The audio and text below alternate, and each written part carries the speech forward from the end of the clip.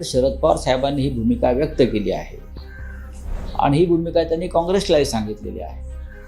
त्याच्यामुळे आता महाविकास आघाडीमध्ये या विषयावर चर्चा होईल. माननीय उद्धव साहेबांनी विधिमंडळात परत जावं ही आमच्या सगळ्यांचीच इच्छा आहे. स्वीकृत नगरसेवक पदावरून ज्या काही प्रतिक्रिया येत आहेत, ठाकरे बंधू युतीत मिठाचा खडा पडल्याचं बोललं जातं.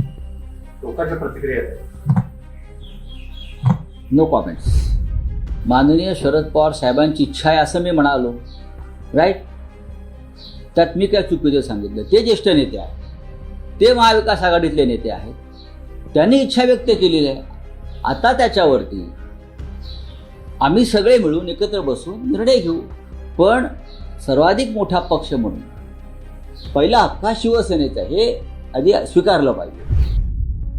याच त्या भूमिका ज्यामुळे मिठाचा खडा फक्त उद्धवराज युतीत नाही तर अख्ख्या महाविकास आघाडीमध्ये पडलेला आहे. आणि याला भूमिका नाही म्हणत, अट्टहास म्हणतात.